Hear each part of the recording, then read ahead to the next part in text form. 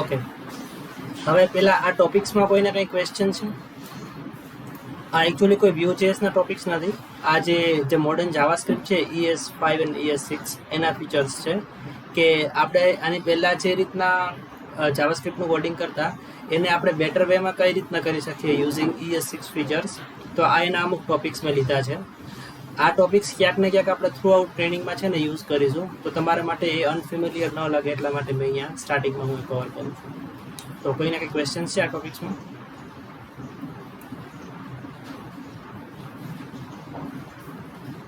Yes, મારો અવાજ તો આવે છે? ઓકે, કોઈએ આ ટોપિક્સને એડવાન્સમાં જોયેલા છે? મેં ઈમેલ કર્યો હતો કે આટલા ટોપિક્સ આપણે કવર કરવાના છીએ.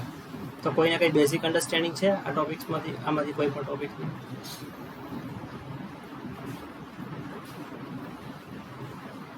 ઓકે, વાંધો નહીં, આપણે જોઈએ.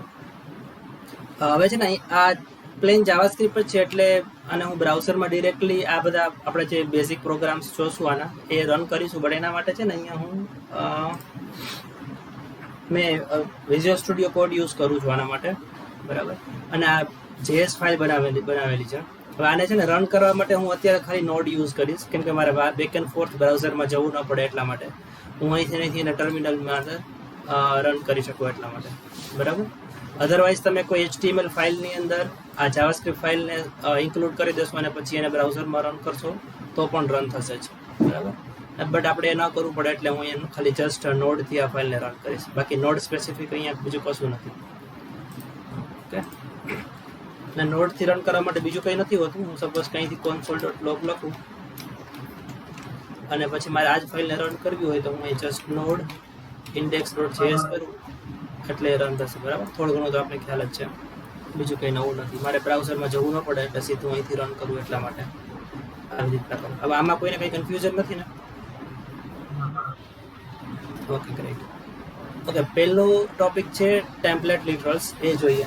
હવે ટેમ્પલેટ લિટરલ્સ એટલે કંઈ નહીં. સપોઝ કે આપણે અત્યાર સુધી હું એમ કહું કે ફોર એક્ઝામ્પલ કોઈ પેરેગ્રાફ હોય, રાઈટ. હવે જસ્ટ એ ડમી ટેક્સ્ટ એડ કરી દઉં. મારી પાસે સપોઝ કે મલ્ટિપલ લાઇનના કોઈ પેરેગ્રાફ છે આવી રીતના, જસ્ટ લોરમ એડ કરેલું છે, બીજું કંઈ નથી. હવે તમારે આને એક સાથે પ્રિન્ટ કરવું હોય તો તમારે શું કરવું પડે? જાવાસ્ક્રિપ્ટમાં કોન્કેટિનેશન કરવું પડે. દેટ મીન્સ કે તમે અહીંથી આ સ્ટ્રિંગને ક્લોઝ કરો, પછી આને પાછું અહીંથી કોન્કેટ કરો, રાઈટ. PHPમાં આપણે ડોટ યુઝ કરીએ, જાવાસ્ક્રિપ્ટમાં આપણે પ્લસ યુઝ કરીએ. તો આ વસ્તુ અહીંથી હવે સપોઝ કે હું અહીંથી console log કરું માય પેરેગ્રાફ, બરાબર. તો ઓફકોર્સ એ મને અહીંથી સપોઝ કે કરું નોડ index.js, સિન્ટેક્સ એરર છે, ક્લોઝ કરવી પડશે, અહીંયા બી ક્લોઝ કરવી પડશે, બરાબર. ઓલરેડી છે, બરાબર. તો આખું પેરેગ્રાફ અહીંયા પ્રિન્ટ આઉટ થાય છે. સો આ આપણો જાવાસ્ક્રિપ્ટમાં ઓલ્ડ વે હતો કે આપણે આવી રીતના કોન્કેટિનેશન કરતા.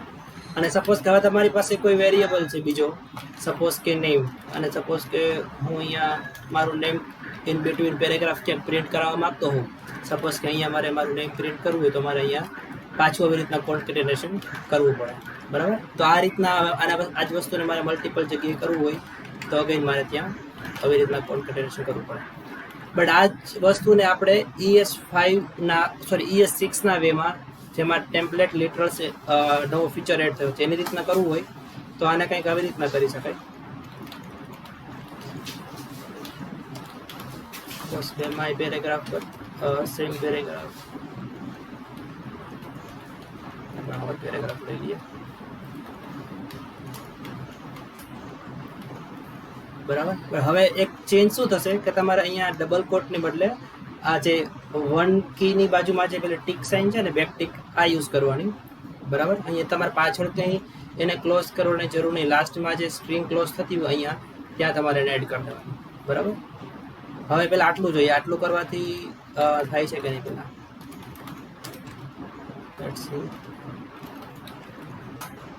બરાબર. તો સેમ વસ્તુ વિથ સ્પેસિંગ આ વસ્તુ અહીંયા આવી ગઈ. બરાબર. આપણે ક્યાંય કોઈ જગ્યાએ આવી રીતના કોન્કેટેનેશન કરવાની જરૂર ના પડી. બેકટિક જસ્ટ યુઝ કરવાથી આ વસ્તુ થઈ ગઈ. બરાબર. તો આ એક ઇઝી થઈ ગયું પહેલાં કરતાં. બીજો પોઈન્ટ, મારે સપોઝ કે વેરિયેબલને યુઝ કરવો હતો તો પહેલાં આવી રીતના હું કોન્કેટેનેશન કરતો, તો હવે આમાં કઈ રીતના કરી શકાય? તો આમાં થોડુંક અલગ છે. તમારે કોઈ પણ વેરિયેબલને વચ્ચે યુઝ કરવું હોય તો $, બ્રેકેટ અને પછી કોઈ પણ વેરિયેબલોને બસ આટલું કરો એટલે તમારે કોઈ પણ જગ્યાએ વેરિયેબલને લાસ્ટમાં કરી દો એ યુઝ થશે. Let's C. બરાબર. અહીંયા આવી ગયો અને અહીંયા આવી ગયો. તો આ રીતના તમે કરો તો થોડું તમારું કોડિંગ નીટ એન્ડ ક્લીન લાગે. આમાં તમારે વારે ઘડીએ પ્લસ સ્ટ્રિંગ ક્લોઝ કરવી, સ્ટાર્ટ કરવી, પ્લસ એડ કરવો, એ થોડું હેડેક થઈ જાય. બટ આ ન્યૂ વેમાં તમે હવે સપોઝ કે મલ્ટિપલ વેરિયેબલ તમારે અહીંયા સપોઝ કે કંઈ એક્સપ્રેશન કે ગમે તે કંઈક લખવું હોય તો તમે લખી શકો. બરાબર. આપણે જે જાવાસ્ક્રિપ્ટ એક્સપ્રેશન લખીએ એવી રીતના. તો આ બધું ઘણું ઇઝી થઈ જાય પહેલાં અપ્રોચ કરતાં. તો આ જે કન્સેપ્ટ હતો, બરાબર, એ હતો ટેમ્પલેટ લિટરલ્સ. આમાં કોઈને કંઈ ક્વેશ્ચન? ઓકે. બીજા કોઈને કંઈ?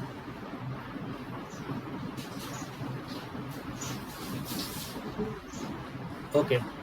અને આ મલ્ટીલાઇન સ્ટ્રિંગ જ હતું કે સપોઝ કે તમારે આ જે મલ્ટીલાઇનમાં જે કોન્કેટેનેશન કરવું પડતું એ આપણે અહીં કરવું નથી પડતું. એટલે ટેમ્પલેટ લિટરલ્સ છે એ મલ્ટીલાઇનની જો સ્ટ્રિંગ હોય તો એને પણ એમાં કવર કરી દઈએ. એકચ્યુઅલી આ બંને એક જ ટોપિકના કન્સેપ્ટ છે.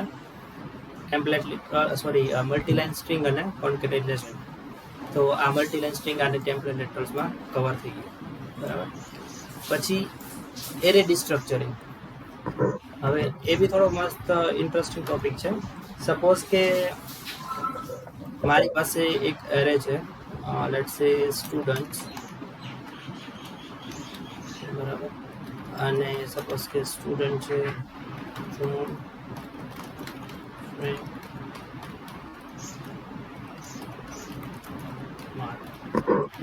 ઓકે. હવે મારે સપોઝ કે એવું કરવું છે કે ફર્સ્ટ અને સેકન્ડ એલિમેન્ટ છે એને એક્સટ્રેક્ટ કરીને પ્રિન્ટ આઉટ કરવું છે, રાઈટ? તો આપણે અત્યાર સુધી શું કરતા, સપોઝ કે હું કોઈ વેરિયેબલ બનાવું ફર્સ્ટ અને students of 0 first element and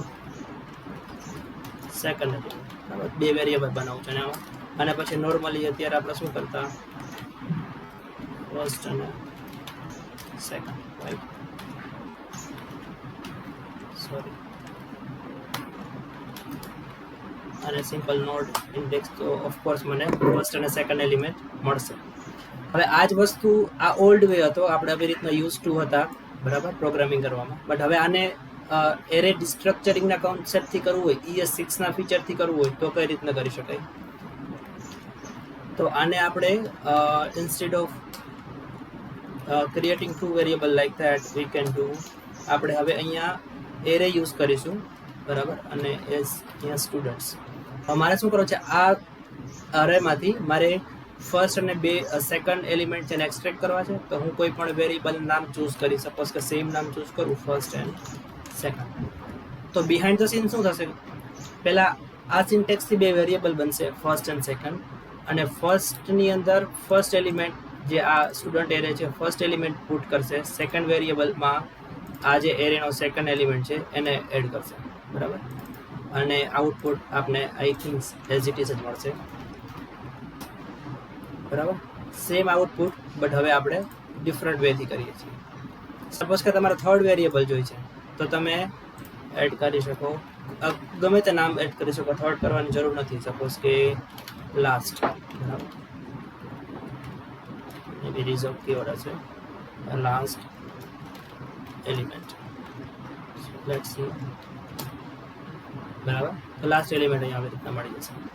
but આમાં તમારે જે 2 કે 3 લાઈનનો કોડ જે આપણે કરતા એ બચી જતું, સિંગલ લાઈનમાં જ આપણું કામ થઈ જાય. સપોઝ કે તમે એમ કહો કે મારે સેકન્ડ વેરિયેબલ નથી જોતો, સેકન્ડ એલિમેન્ટ નથી જોતો, ખાલી ફર્સ્ટ એન્ડ લાસ્ટ જ જોઈએ છે, તો સેકન્ડ અહીંથી કાઢી નાખવાનું આ પોર્શનને બ્લેન્ક રાખવાનું, એટલે એની જે ઇન્ડેક્સ છે એ મેન્ટેન રહે. એટલે ફર્સ્ટમાં ફર્સ્ટ હશે, પછી બ્લેન્ક એટલે કંઈ નહીં, અને પછી લાસ્ટ એટલે આમ.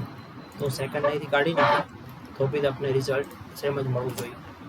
બરાબર, જોન એન્ડ માર્ક. અને તમારે જસ્ટ ખાલી લાસ્ટ જોઈએ છે તો ફર્સ્ટ બી કાઢી નાખો, એટલે આપણી પાસે ફર્સ્ટ બી નથી. હવે આપણે ખાલી જસ્ટ લાસ્ટ એલિમેન્ટ જ જોઈએ, તો આવી રીતના બી થઈ શકે. બરાબર, એટલે આ અપ્રોચ બહુ ઇઝી થઈ જાય આપણે આ અપ્રોચ કરતા. અને આ કન્સેપ્ટને કહેવાય એરે ડિસ્ટ્રક્ચરિંગ. એરેને આપણે ડિસ્ટ્રક્ચર કરીએ, એમાંથી આપણે ફેચ કરીએ. ઓકે, આમાં કોઈને કંઈ ક્વેશ્ચન?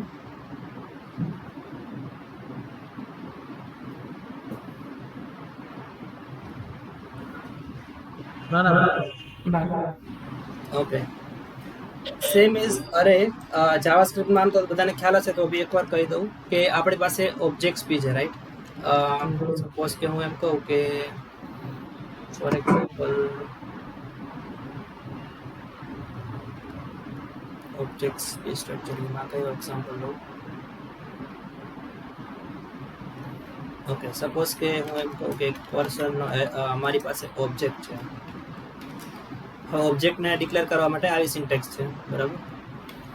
ઓબ્જેક્ટ અને જેસન બે અલગ વસ્તુ છે, આમ તો ખ્યાલ જ હશે, તો બી એકવાર કહી દઉં. સપોઝ કે હું આવું કરું કે પર્સનનું નેમ સપોઝ કે હાર્દિક, એન્ડ નેમ રાખીએ.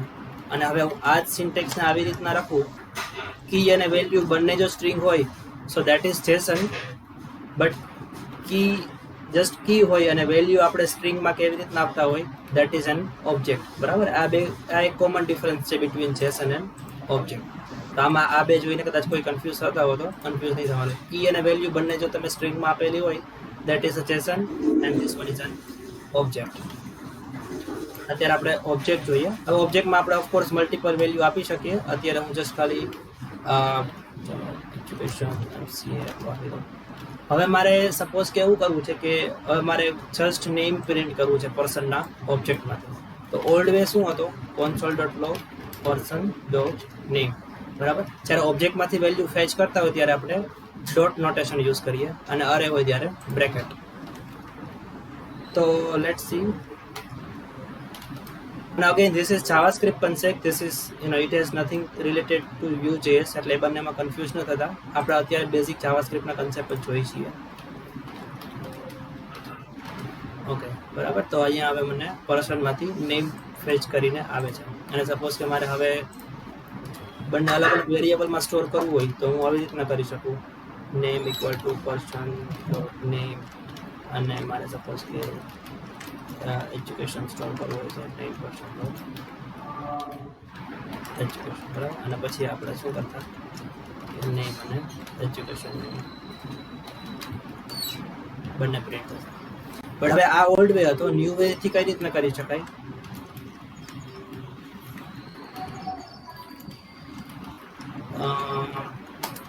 હવે મારે જે અહીંયા બે અલગ અલગ વેરિયેબલ બનાવતો ને એને હું આવી રીતના કરી શકીશ. વેરિયેબલ, હવે લાસ્ટ ટાઈમ આપણે એ આવી રીતના કર્યું હતું, બરાબર? હવે ધીસ ટાઈમ આપણી પાસે શું છે?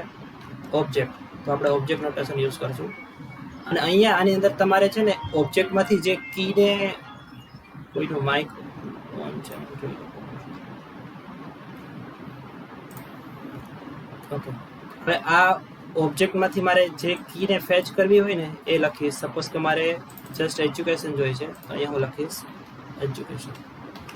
બરાબર, એટલે હવે આ શું બની જશે? વેરિયેબલ. તો જોઈએ હવે જસ્ટ આપણે એજ્યુકેશન મળે છે કે નહીં.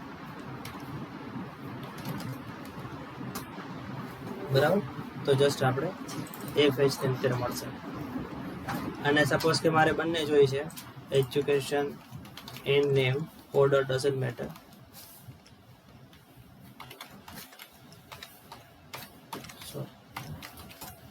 બરાબર, તો તમને એવી રીતના મળશે. તો આ સિમ્પલી શું કરશે કે આ ઓબ્જેક્ટમાંથી આ બંને વસ્તુ તમને ડિસ્ટ્રેક્ટ કરીને આપશે. That's it. તો આ જે હતું એ હતું ઓબ્જેક્ટ ડિસ્ટ્રક્ચરિંગ. આમાં કોઈને કંઈ ક્વેશ્ચન? ના ભાઈ. ઓકે, કોઈને કંઈ હોય તો બોલજો, ભલે આ બેઝિક જ છે બટ આગળ જતા આપણે આને યુઝ કરશું પછી ત્યારે તમે આ સિન્ટેક્સ જોઈને કન્ફ્યુઝ ન થાવ કે આ શું કર્યું છે. ઓલ ગુડ ને બધા? ઓકે, હવે વાર લેટ એન્ડ કોન્સ્ટ કીવર્ડ આ જોઈએ. હવે અત્યાર સુધી જે વેરિયેબલ્સ જે આપણા હતા ને યુઝિંગ વાર કીવર્ડથી આપણે ડિક્લેર કરતા, અને ઓલ્ડ જાવાસ્ક્રિપ્ટમાં બી એવું જ હતું, બરાબર, બિફોર ES5 એન્ડ ES6. હવે ES6માં એ લોકોએ બે અલગ કીવર્ડ ઇન્ટ્રોડ્યુસ કર્યા, બરાબર, લેટ અને કોન્સ્ટ. હવે આ બંનેનો યુઝ ખાલી એટલો જ છે કે આ લેટ અને કોન્સ્ટ છે ને એ સ્કોપ વેરિયેબલ છે અને વાર છે ને એ ગ્લોબલ છે. એટલે વારમાં તમે જનરલી કોઈ પણ વેરિયેબલ એડ કરો તો એ તમારા ગ્લોબલ સ્કોપમાં જતું રહે અને આઉટસાઇડ ઓફ સ્કોપ બી અવેલેબલ હોય, અને લેટ અને કોન્સ્ટ એ ન હોય. જોઈએ આપણે એક સેકન્ડ. ઓકે, અને હું હવે એક કામ કરું, એક ફંક્શન બનાવી દઉં. લેટ્સ સે શો નંબર્સ, બરાબર, અને અહીંયા હું ફંક્શનને કોલ કરાવું. એક સિમ્પલ ફોર લૂપ ચલાવીએ આપણે અહીંયા, બરાબર, અને એમાં આપણે યુઝ કરીએ var index 0, index less than 10, index plus plus, અને આપણે સિમ્પલી અહીંયા શું કરાવવું છે, કન્સોલ લોગ ઇન્ડેક્સ, બરાબર. સિમ્પલ કંઈ નથી, આપણે જે લૂપ જ ચલાવી છે, ઇનિશિયલાઇઝ 0 થી કર્યું છે. As long as value of index less than 10 આપણે ઇન્ક્રીમેન્ટ કરશું પ્લસ પ્લસનું, અને પછી આપણે ઇન્ડેક્સને પ્રિન્ટ આઉટ કરીએ. એટલે એક્સપેક્ટેડ આઉટપુટ 10 to 9 આવશે, કેમ કે ઇન્ડેક્સ ઇઝ લેસ ધેન 10 હશે ત્યાં સુધી આપણને મળશે, બરાબર. Let's see. Okay, so 0 to 9 આપણે અહીંયા મળે છે.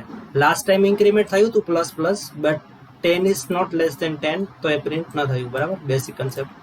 બટ હવે આઉટસાઇડ ઓફ લૂપ આવું કરું, console.log એન ઇન્ડેક્સ, તો લૂપ આ કન્ડિશન ફોલ્સ પડી, 10 ઇઝ લેસ ધેન 10, બરાબર, તો એ અંદર ન કહ્યું તો 10 પ્રિન્ટ ન થયા. બટ હું લૂપની બહાર જાઉં તો મને ઇન્ડેક્સ પ્રિન્ટ કરું લાસ્ટ ટાઈમ તો મને 10 મળશે, કેમ કે લાસ્ટ ટાઈમ ઇન્ક્રીમેન્ટ તો થયું હતું બટ કન્ડિશન ફોલ્સ પડી, એના લીધે લૂપની અંદર નહોતું ગયું, બરાબર. સો લેટ્સ સી આપણે એ 10 મળે છે કે નહીં. સોરી, બરાબર, આ જે 10 આવે છે ને એ આ લાસ્ટ ટાઈમ અહીંયા આપણે કોન્સોલ લોગ કરેલું છે ને એના કારણે આવે છે,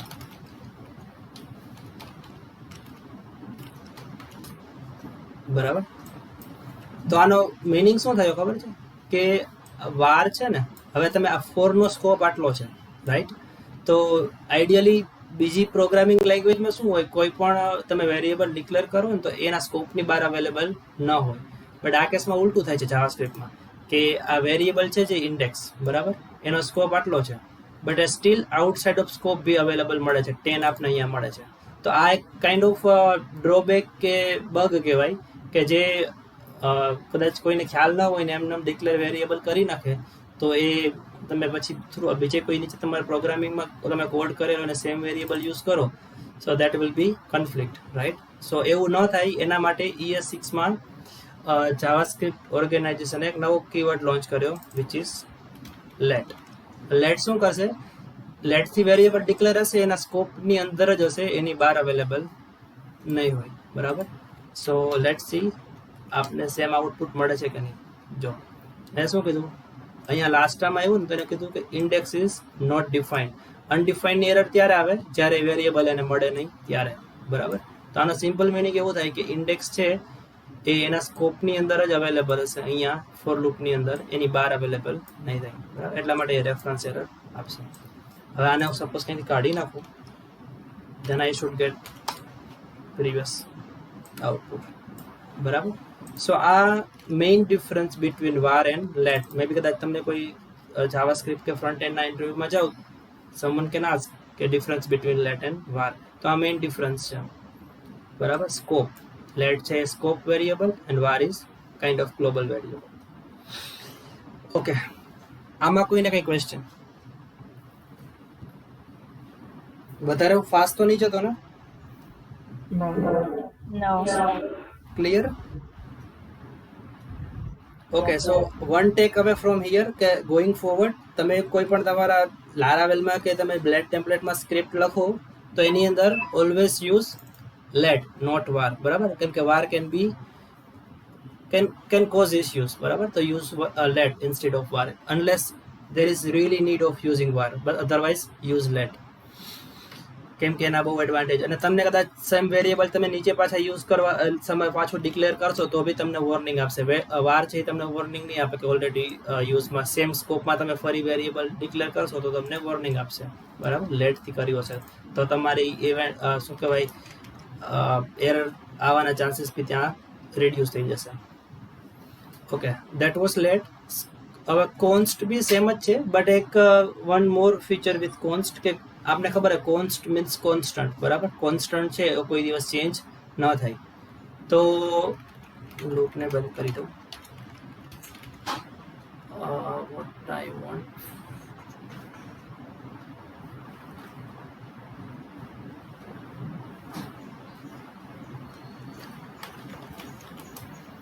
suppose k name equal to Hardik.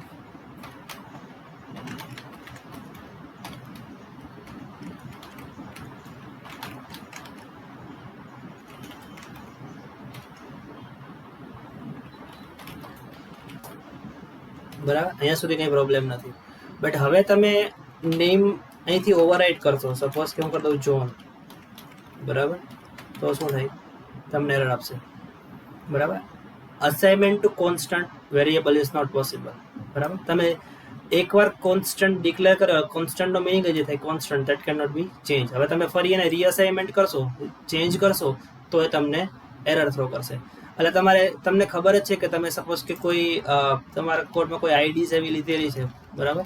કે તમે જ્યાં એને બીજે કંઈક અલગ જગ્યાએ યુઝ કરવાના છો, બરાબર? હવે સપોઝ કે આ વેરિયેબલને કોઈ ઓવરરાઇડ કરી નાખે ઇન બિટવીન, બરાબર? તો તમારો કોડ બ્રેક થઈ શકે.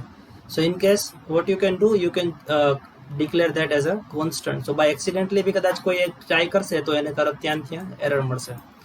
સો that is a main use case of const કે you cannot reassignment the variable. આમાં કોઈને કઈ ક્વેશ્ચન?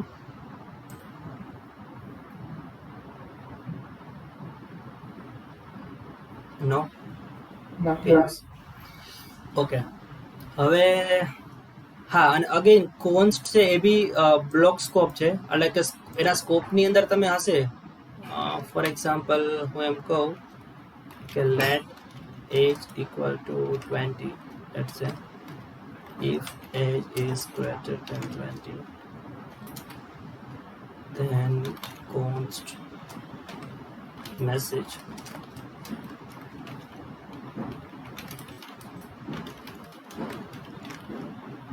અને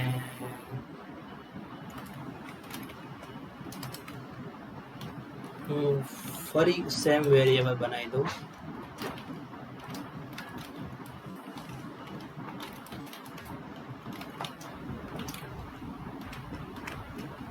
ઓકે, હવે સપોઝ કે હવે બે વખત કોન્સ્ટન્ટ બી ડિક્લેર કરવો પોસિબલ નથી, બરાબર? અધરવાઇઝ તમને એરર આપશે. બટ મેં કીધું ને કે એ બી છે ને બ્લોક સ્કોપ છે, એટલે સપોઝ કે આ વેરિયેબલનો સ્કોપ છે એ અહીંયા સુધી જ છે, પછી એની બહાર જશે અથવા હું એલ્સ કાઢી નાખું અહીંથી અને હું ફરી સેમ વેરિયેબલ અહીંયા ડિક્લેર કરું વિથ ડિફરન્ટ સ્ટ્રિંગ સોરી, અને હવે હું એને કોન્સોલ લોગ કરું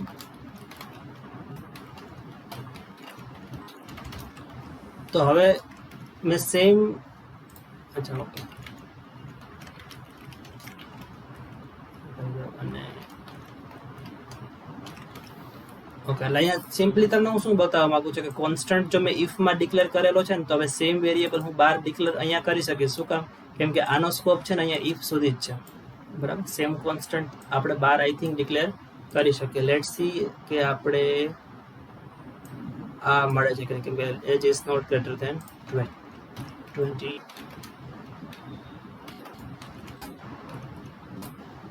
બરાબર? અત્યારે ઇફની બહારનો સ્ટેટમેન્ટ છે એક્ઝિક્યુટ થાય છે અને હું અહીંયા 24 કરી દઉં, બરાબર? ઇફ અને એલ્સ સોરી એલ્સ નથી બટ ઇફ અને આઉટસાઇડ ઓફ ઇફ બંને એક્ઝિક્યુટ થાય છે. તો બંને કોન્સ્ટન્ટ છે તો બી એક્ઝિક્યુટ થાય છે, કેમ કે આનો સ્કોપ અહીંયા સુધી છે, એટલે તમે સેમ વેરિયેબલ એ સ્કોપની બહાર ફરી ડિક્લેર કરી શકો. બરાબર, એક જ સ્કોપમાં બે વેરિયેબલ ના થાય. સપોઝ કે અહીંથી હું ઇફ કાઢી નાખું તો હવે આ બંનેનો સ્કોપ, આ ફંક્શન, આ સેમ સ્કોપ થઈ ગયો વેરિયેબલનો. બરાબર, તો એને પ્રોબ્લેમ થશે. Let's see. થઈ ગયું, message has already been declared. એટલે હવે એને સેમ વેરિયેબલ મળશે, બટ એને જો અહીંથી આપણે બીજો કોઈ સ્કોપ આપી દેશું તો એ સેમ સ્કોપમાં નહીં આવે. ખબર પડે છે ને હું શું કહેવા માંગુ છું? આમાં કોઈને કંઈક સિલી ક્વેશ્ચનો બી પૂછી લેજો, વાંધો નહીં, આપણે બધા ઘરકરના જ છીએ. નથી ને કઈ ક્વેશ્ચન? નહીં. Okay, so that was var let and const. સો હવે ગોઈંગ ફોરવર્ડ અહીંથી આપણે કહી શકીએ કે તમારે કોઈ એવો વેરિયેબલ હોય that you don't want to reassign, then use const, અને instead of using var use let. બરાબર, તમારે કદાચ એવું હોય કે તમારે ગ્લોબલી જ વેલ્યુને સ્ટોર કરવી છે, then use var, otherwise always use let. બરાબર, બીજો એનો કોઈ ડિસએડવાન્ટેજ નથી યુઝિંગ let, તો use let instead of var. Okay, use of filter, આ ત્રણ નવી મેથડ એડ થઈ છે. I think that is in ES5 or ES6, not sure, but I think that is in ES5, but let's see how we can use them. કોઈ આનો use કરેલો છે filter find and map function?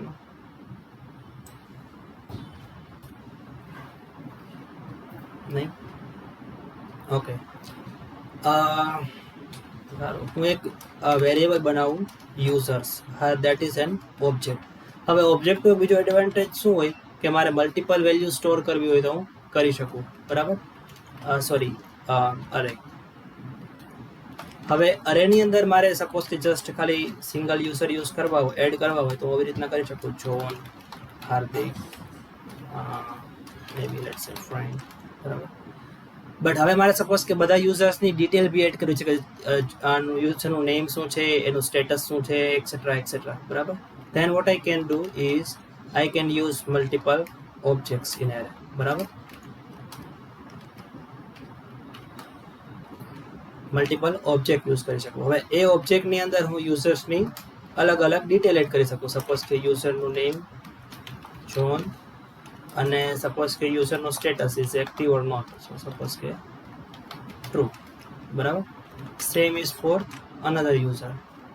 કરતો અહીંયા હાર્દિક અને is active, false, અને so let's સે friend, અને એનો બી ફોલ્સ લેટ્સ સે. ઓકે, તો મેં શું કહ્યું, આને કહેવાય એરે ઓફ ઓબ્જેક્ટ.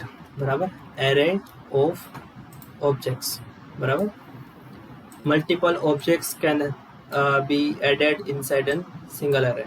બરાબર, હવે મારે શું કરવું છે કે મારે એવા યુઝર્સ જોઈએ છે કે જેનું સ્ટેટસ એક્ટિવ હોય. બરાબર, કાઇન્ડ ઓફ ક્વેરી.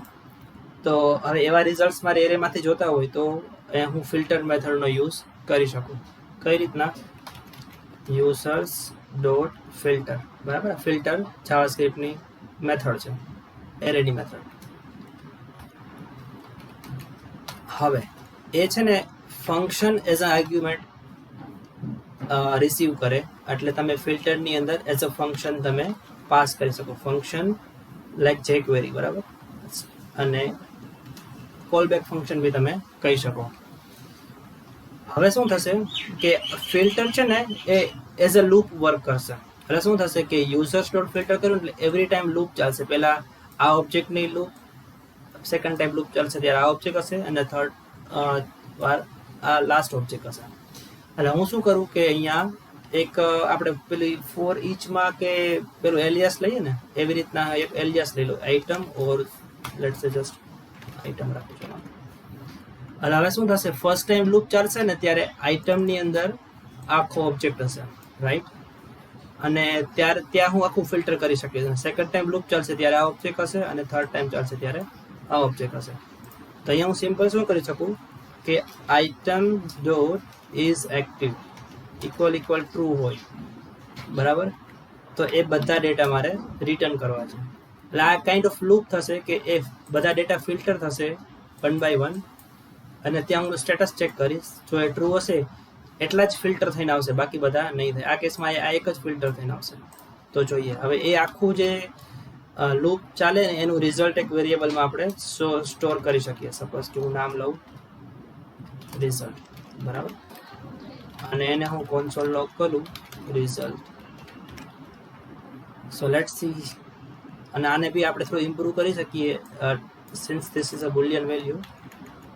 આને આપણે અહીંથી કાઢી શકીએ અને સિમ્પલી આવું રાખવું તો બી ચાલે, આવું રાખવું જોઈએ, but that is bed practice. But let's see. બરાબર, ખાલી મને ઝોન જ મળે છે કે જેનું સ્ટેટસ એક્ટિવ છે. આમ કાઢી નાખું તો બી વર્ક કરવું જ જોઈએ, બરાબર. એટલે બધા એરેમાંથી બધા ઓબ્જેક્ટ ફિલ્ટર થશે 1 by 1 અને જેનું item is active status true હશે એ જ ખાલી રિટર્ન થશે. ઓકે, હવે આ સિન્ટેક્સમાં કોઈને કંઈ ક્વેશ્ચન?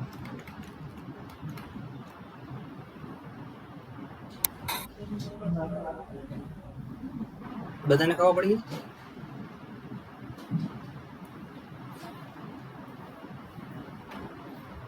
મને બધા નામ નથી આવતા. ઉદય, કુશલ, બધાને ખબર પડી ગઈ ને? યસ ઓકે, આપણે પછી પેલું શું કહેવાય સ્કૂલની જેમ આપણે એક્સરસાઇઝ બી રાખશું આ બધા સેશનની, એટલે તમે કરો છો કે નહીં મને ખ્યાલ પડે. હા. ઓકે, ફિલ્ટરનો ખ્યાલ પડી ગયો, બરાબર. હવે આપણે જોઈએ ફાઇન્ડ મેથડ. હવે ફાઇન્ડ અને filter both are almost identical with only difference. આ કોપી જ કરી લો. અહીંયા ફિલ્ટરની બદલે હું ફાઇન્ડ યુઝ કરું, બરાબર. અને ઓકે, એની પહેલાં હું તમને એક બીજી વસ્તુ બતાવી દઉં. અહીંયા હું છે ને મલ્ટિપલ વસ્તુને ઓકે, હવે મારી પાસે બે યુઝર્સ એવા છે કે જેની વેલ્યુ ટ્રુ છે, બરાબર. Let's see what we get in case of filter, બરાબર. મને બે યુઝર્સ મળે છે. ફાઇન્ડમાં શું થશે?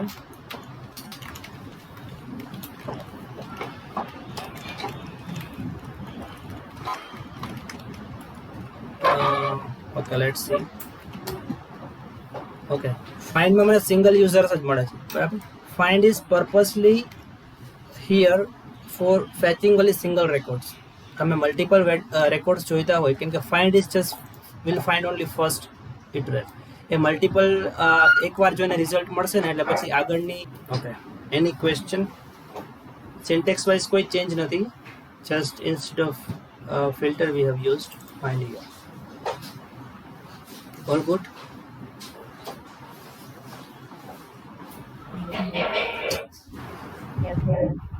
Okay, last one is map. મેપનો કઈ રીતના મેપનો યુઝ ક્યારે થાય? જવા દઉં કે તમારે ઈચ એલિમેન્ટ ઇન એરે તમારે મેપ કરીને કોઈ ડિફરન્ટ આઉટપુટ જનરેટ કરવું હોય. હું કોઈ બેઝિક એક્ઝામ્પલ લઉં, સપોઝ કે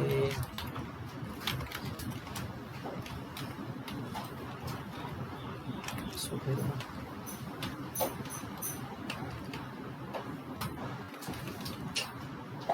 ઓકે, સપોઝ કે મારી પાસે એવો કોઈ અરે છે અને તમારે શું કરવું છે કે આ નંબર સાથે કઈ વસ્તુ મલ્ટીપ્લાય કે ડિવિઝન કે એ બધું કરીને પછી તમારે ફાઇનલ આઉટપુટ પ્રોડ્યુસ કરવું છે, બરાબર. તો તમે ઓલ્ડ વેમાં શું કરતા, તમે ફોર લૂપ ચલાવો અને પછી 1 by 1 તમે એને પેલું મલ્ટીપ્લાય કે ડિવિઝન કે જે બી તમારે ઓપરેશન કરવું હોય અને પછી તમે એને એક બીજા એરેમાં સ્ટોર કરો અને એ એરે પછી લાસ્ટમાં તમે એને એવરી ટાઈમ ટૂંકમાં એરેમાં તમે પુશ કરો અને પછી લાસ્ટમાં એરેને પ્રિન્ટ કરો, બરાબર. એવી રીતના કરતા હો. બટ એ કેસમાં મેપ ફંક્શન યુઝફુલ થઈ શકે. સપોઝ કે નંબર્સ ડોટ મેપ સિન્ટેક્સની પહેલાંની જેમ સેમ જ, સોરી, અને અહીં તમે ગમે તે નામ આપી શકો. હવે હું શું કરું કે મારે સપોઝ કે મલ્ટિપ્લિકેશન કરવું છે બધા નંબર સાથે અને તેન ફાઇનલ રિઝલ્ટ મારે પ્રોડ્યુસ કરવું છે. તો હું શું કરીશ, આઇટમ એટલે કે each item each time single element હશે 5 6 9 બરાબર. લેટ્સ સે એને મારે મલ્ટીપ્લાય કરવું છે times 2. Okay and then I want to return. એટલે એ શું કરશે કે આખી લૂપ ચાલશે, બધા એલિમેન્ટને ટાઈમ્સ 2 કરીને એક નવો એરે જનરેટ કરશે અને એ નવો એરે તમને લાસ્ટમાં રિટર્ન કરશે બરાબર. હવે હું અહીંયા કોન્સોલ લોક કરું result.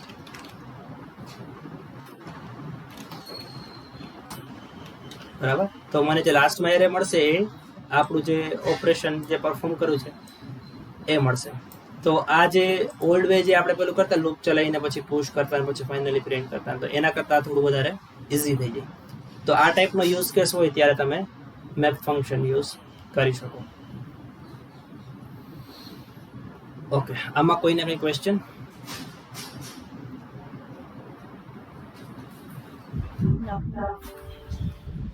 Okay okay, spread function આપણે લાસ્ટમાં 1-2 સેશન પછી જોશું. એરો ફંક્શન જોઈ લઈએ લાસ્ટ. એરો ફંક્શન શું છે કે એનો મેઇન યુઝ કેસ તો તમને આગળ આવશે એરો ફંક્શનનો, કે એકચ્યુઅલમાં એનો શું યુઝ કેસ છે. બટ અત્યારે આપણે એરો ફંક્શનનો યુઝ એઝ અ સિન્ટેક્સને શોર્ટ કરવા માટે કહી શકીએ. ફોર એક્ઝામ્પલ, આ જે ફંક્શન્સ છે બરાબર, હવે એ ફંક્શનને આપણે થોડું સિન્ટેક્સ વાઇઝ રિડ્યુસ કરવું હોય તો આપણે એરો ફંક્શનનો યુઝ કરી શકીએ. હવે એરો ફંક્શનનો યુઝ એટલે શું કે તમારે આ જે ફંક્શન અહીંયા લખો છો એ ન લખવું પડે. આ તમે પેરામીટર્સના લિસ્ટ પછી અહીંયા ફેટ એરો એડ કરી દેવાનું બરાબર, તો પણ ચાલે. એટલે સિન્ટેક્સ વાઇઝ થોડું નીટ એન્ડ ક્લીન અને શોર્ટ થઈ ગયું. આઉટપુટ સ્ટીલ વર્ક્સ બરાબર. બીજો એરો ફંક્શનનો યુઝ કે શું છે કે તમારે ફંક્શનનું જે બ્રેકેટ હોય એની અંદર જ્યારે સિંગલ સ્ટેટમેન્ટ હોય ત્યારે તમારે આ બ્રેકેટની જરૂર નથી. તો હું સપોઝ કે આને કાઢી નાખું, આને બી કાઢી નાખું, આને હું 1 લાઈન કરી દઉં બરાબર. અને બીજું એરો ફંક્શનમાં એવું બી છે તમારે સિંગલ સ્ટેટમેન્ટ હોય તો તમારે રિટર્ન લખવાની બી જરૂર નથી બરાબર, તો બી ચાલશે બરાબર. એટલે તમે આ લાઈનને પેલા સાથે આપણે કમ્પેર કરીએ તો સિન્ટેક્સ વાઇઝ ઘણું શોર્ટ થઈ જાય બરાબર. થોડું સ્ટાર્ટિંગમાં આને સમજવું ડિફિકલ્ટ થશે, બટ તમે એકવાર યુઝ ટુ થઈ જશો એટલે તમને આ સિન્ટેક્સ નહીં ગમે, આ જ ગમશે બરાબર. ખાલી એડવાન્ટેજ અત્યારે તમે કન્સિડર કરો કે in terms of length of the code arrow function can reduce the number of lines. અત્યારે પછી આગળ મેઇન યુઝ કેસ છે કે એનો કન્ટેક્સ, ધીસ કીવર્ડ, એ બધું તમને હું ડિટેલમાં પછી એક્સપ્લેન કરીશ. બટ અત્યારે એરો ફંક્શન છે, તમે આ ફંક્શન લખવાની જરૂર નહીં બરાબર. એની એટલે આને તમારે યાદ આવી રીતના રાખી શકાય કે ફંક્શન નીકળી જાય એની બદલે અહીંયા ફંક્શનની જે આર્ગ્યુમેન્ટ પૂરી થશે ત્યાં તમે એને ફેટ એરો મૂકી દેવાનું બરાબર. હવે સપોઝ કે મલ્ટિપલ લાઇન હોય, સપોઝ કે અહીંયા એવું હોય કે if item is equal to 2 then return item, આવું હોય બરાબર, ત્યારે આપણે બ્રેકેટ્સ નહીં કાઢી શકીએ કેમ કે મારી પાસે મલ્ટિપલ લાઇન ઓફ સ્ટેટમેન્ટ છે. બટ સિંગલ લાઇન હોય તો જ આપણે એને કાઢી શકશું બરાબર. આપણે અહીંયા આ કેસમાં આપણે સિંગલ સ્ટેટમેન્ટ હતું રિટર્ન જસ્ટ, તો એટલા માટે આપણે એને કાઢીને અહીંયા સિંગલ લાઇનમાં લઈ શકીએ અને રિટર્ન બી કાઢી શકીએ. હજી બી એને રિડ્યુસ કરી શકાય કે તમારા અહીંયા સિંગલ આર્ગ્યુમેન્ટ હોય તમારા પેરામીટર્સ, ફંક્શન પેરામીટરની અંદર, તો તમે એને બી કાઢી શકો બરાબર. સિંગલ આર્ગ્યુમેન્ટ હોય તો સપોઝ કે તમારી પાસે અહીં મલ્ટિપલ આર્ગ્યુમેન્ટ હોય આવી રીતના, તો તમે બ્રેકેટને ન કાઢી શકો. જોઈએ આ વર્ક કરે છે કે બરાબર, તો બે વાત કરશું.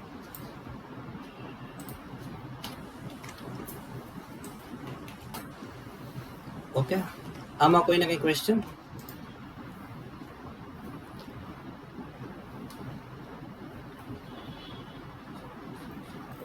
છે કે બધા નીકળી ગયા? ના છે તો ઓકે. તો એરો ફંક્શનમાં કોઈને કંઈ ક્વેશ્ચન? ડિટેલમાં જોશું આપણે, બીજો એક યુઝ કેસ છે એરો ફંક્શનનો, બટ ફોર નાવ તમે આટલું તમારે ધ્યાન રાખવાનું. હવે તમે આ બધાની પ્રેક્ટિસ પ્લીઝ આજે કરજો, કેમ કે અને આજે શું બધા સેશનની તમારે પ્રેક્ટિસ કરવી જ પડશે, અધરવાઇઝ જેમ જેમ આગળ જશું ને એમ તમે બોર થશો ને હું બોર થઈશ તો તમે પ્રેક્ટિસ નહીં કરી હોય તો બરાબર. એટલે બધા મેક શ્યોર થોડો દિવસમાં અડધી કલાક ટાઈમ કાઢીને બધા સેશનની પ્રેક્ટિસ કરવી જ પડશે. બધાની પ્રેક્ટિસ નહીં થઈ તો નેક્સ્ટ સેશન આપણે સ્કીપ કરી દઈશું. 7 કે 9 જેટલા બી રેગ્યુલર અટેન્ડ કરતા હશે બરાબર, એ બધાને પ્રેક્ટિસ કરવાની છે. હું જે બી એક્સરસાઇઝ આપીશ ને, કેમ કે તમે આજે નહીં કરો ને તો નેક્સ્ટ સેશનમાં તમને ટપો નહીં પડે, એ શ્યોર છે બરાબર. એટલે પછી તમને જ ભૂલાઈ જશે કમ્પ્યુટેડ પ્રોપર્ટી શું છે, તમે પાછું યાદ કરવા જવું પડશે. સો બેટર વે કે ઈચ ડેની પ્રેક્ટિસ એ બી આપણે ડિસાઇડ કરીએ તમારે કરવાની. ઓકે, અને એક લાસ્ટમાં સ્પ્રેડ ઓપરેટર છે એ આપણે I think next to next સેશનમાં કવર કરશું, કેમ કે અત્યારે એનો બેટર યુઝ કેસ છે. અત્યારે હું કોઈ ડમી પ્રોગ્રામથી નહીં બતાવી શકું. ઓકે, તો આજે આટલું રાખીએ આપણે, અને કાલનો એજન્ડા જસ્ટ તમને ક્વિકલી કહી દઉં. જસ્ટ વ્યૂ.જેએસ ઇન્ટ્રોડક્શન, અમુક એડવાન્ટેજ ડિસએડવાન્ટેજ અને હેલો વર્લ્ડ પ્રોગ્રામ જોશું. આઈ થિંક 45 મિનિટ્સમાં આટલું કવર થઈ જશે. સારું, તમારું બધાનું વર્ક ડિલેટ થતું હશે. સો મળ્યા કાલે. Have a good day. જે કોઈ question good day, bye. Okay, thank you. હું અપલોડ કરીને મૂકી દઈશ. Thank you. Bye. Thanks. Thank you.